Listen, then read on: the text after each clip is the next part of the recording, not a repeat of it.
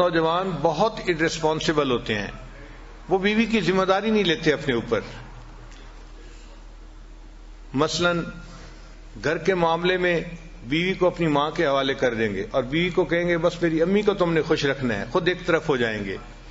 اب ایک طرف ایک چھوٹی عمر کی ناتجربہ کار سی بچی ہے اور دوسری طرف جو ساس صاحبہ ہوتی ہیں وہ ماشاء اللہ سبحان اللہ، اس کو کہتے ہیں بہو اناڑی اور ساس کھلاڑی. تو کیا ہوتا ہے کہ وہ بہو چند ہی دنوں میں اس بچی کو ناک آؤٹ کر دیتی ہے اور خاوند اور اس کے درمیان کی ایکویشن کو بھی خراب کر دیتی ہے.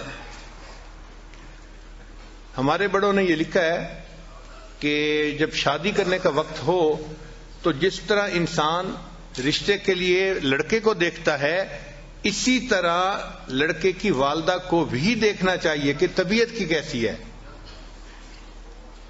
اگر نیک طبیعت کی ہے اور نرم طبیعت کی ہے تو وہ گھر کو آباد کر لے گی اور اپنے بچے کو بھی گھر آباد کروانا سکھائے گی. ہم نے اپنے گھر میں دیکھا ہے ہماری والدہ صاحبہ ماشاءاللہ بہت نیک طبیعت کی تھیں اور نرم طبیعت کی تھیں، تو ساری زندگی ہم نے اپنے بڑے بھائیوں کو ڈانٹ پڑتے دیکھا. جب ذرا کوئی بات ہوتی تو امی بیٹوں کو ڈانٹتی تھی کہ تم کیوں اس کے ساتھ جو ہے وہ اچھا سلوک نہیں کر رہے، کیوں اس کو خوش نہیں رکھتے.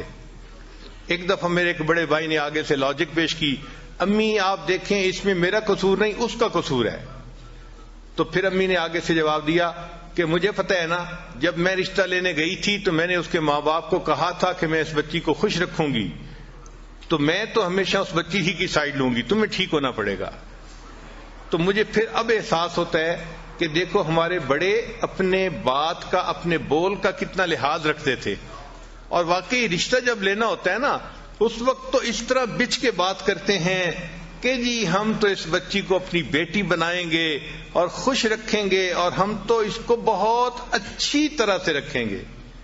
لیکن وہ جو رشتہ مانگتے ہوئے کی کیفیت ہوتی ہے وہ چند دن کی بات ہوتی ہے.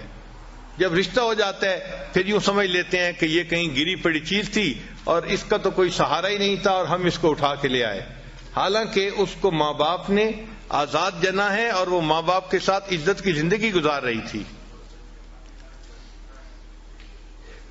تو گھر کے اندر بیوی کو عزت قدر سے رکھنا یہ خاوند کی ذمہ داری بنتی ہے. اس کو کسی کے حوالے کر دینا یہ غلط بات ہے. ہم نے بعض جگہ پہ دیکھا کہ 4 بھائی ہیں اور چاروں کی بیویوں کا کنٹرول ان کی بڑی بہن کے پاس ہے، یعنی بڑی نند جو ہے نا وہ پورے گھر کو کنٹرول کر رہی ہے. اب حیرت ہوتی ہے دیکھ کے کہ بھئی شادی اس کی ہوئی ہے خاوند کے ساتھ اور اس کو حکم جاری ہو رہا ہے کہیں اور سے. حتیٰ کہ اب ان بھائیوں کی بیٹیوں کی شادیاں جب ہوتی ہیں تو ان کے جہیز بھی نند خریدتی ہے. نند نے کہہ دیا یہ لینا ہے تو لینا ہے، نہیں کہہ دیا تو نہیں.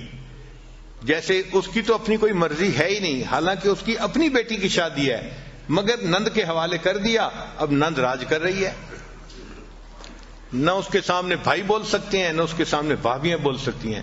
تو اس طرح اپنی بیوی کو ساس کے حوالے کر دینا، نند کے حوالے کر دینا یہ غلط بات ہے. یہ اپنی جگہ بات ٹھیک ہے کہ ساس اور نند کا بڑا احترام ہوتا ہے، مگر ہر چیز کی اپنی ایک لیمٹ ہوتی ہے. میاں بیوی کی اپنی زندگی محبت و پیار سے رہے یہ زیادہ ضروری ہے بنسبت اس کے کہ حکم کسی اور کا چلے.